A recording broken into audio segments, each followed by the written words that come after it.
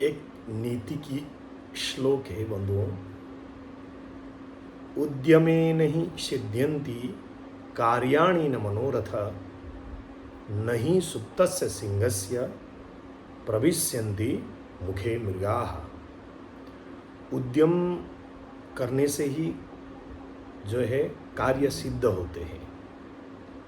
जैसे सोते हुए सिंह के मुख पर मृग आता नहीं है, उस मृग को पाने के लिए, भोजन को पाने के लिए सिंह जो है बहुत ज़्यादा उद्यम करता है, मेहनत करता है, तभी वो भोजन प्राप्त कर सकता है। बंधुओं, एक प्रेरक प्रसंग है इसी संदर्भ में, आइए हम सब सुनते हैं। संघर्ष में जब संघर्ष हम करते हैं उसमें कुछ न कुछ ऐसा रहस्य छिपा रहता है।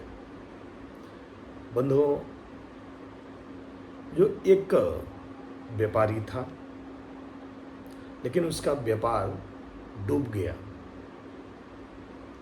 और वह पूरी तरह से निराश, हताश होकर अपनी जिंदगी में वह बुरी तरह से थक गया और हार चुका था। बंधुओं, एक दिन परेशान होकर जंगल में गया। बहुत देर तक सोचा उसने, अकेले बैठा रहा और कुछ सोचकर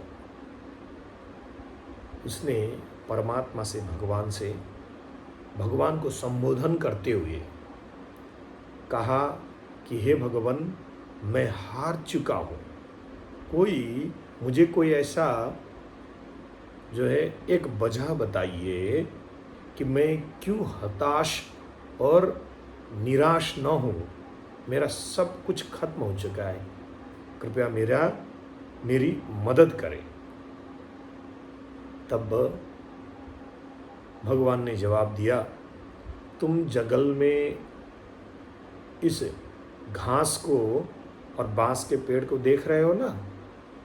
जब मैंने यह दोनों घास और बांस के बीज को लगाया था तो मैंने इन दोनों की बहुत ही अच्छे से देखभाल की। दोनों में कोई भेदभाव नहीं किया, बराबर इन दोनों को पानी भी दी और दोनों को रोशनी भी दी, बराबर दी। किसी को कम या किसी को ज़्यादा बेसी नहीं दी, सबको बराबर दी। दूसरे साल घास जो है, पहले साल ही घास उग गया और बांस का बीज जो है वैसे का वैसा पड़ा रहा। दूसरे वर्ष घास और बड़ी हो गई, सारी धरती को हरा भरा कर दिया उसने, परंतु बांस जैसा का वैसा ही रहा। बांस की बीज जो है जैसे कि वैसी रही। फिर भी मैं घबराया नहीं, हिम्मत नहीं हारी हमने। दूसरे साल, तीसरे साल, इसी तरह से तीसरे साल भी जो है बांस उगी नहीं और धीरे धीरे हिम्मत नहीं आ रही। जब चौथे वर्ष में हम प्रवेश किए, तब जो है हल्की सी एक बांस में उम्मीद दिखाई दी। छोटी सी एक बांस का जो घास था, पौधा था, वो थोड़ा सा उग गया और फिर हमने जल, रोशनी बरोबर घास को भी दी और बांस को भी दी। और 5वें साल घास तो ज़्यादा बड़ा नहीं हुआ, परंतु बांस जो है वो 100 फीट का हो गया। और 100 फीट का होने के बावजूद भी, होने के पश्चात भी वो गिरा नहीं। उसकी जड़ें इतनी मजबूत हो गई थी कि उस जड़ ने 100 फीट के बांस को भी संभाल रखा था, परंतु जैसे घास बड़ी हो गई तो घास तुरंत ही गिर गई, क्योंकि उसके जड़ें मजबूत नहीं थी, वो पहले वर्ष से ही उग गई थी। और बांस जो है 100 फीट होने के पश्चात भी कमजोर नहीं थी, और घास कमजोर थी। ऊंचे बांस को उस जड़ ने संभाल कर रखा था।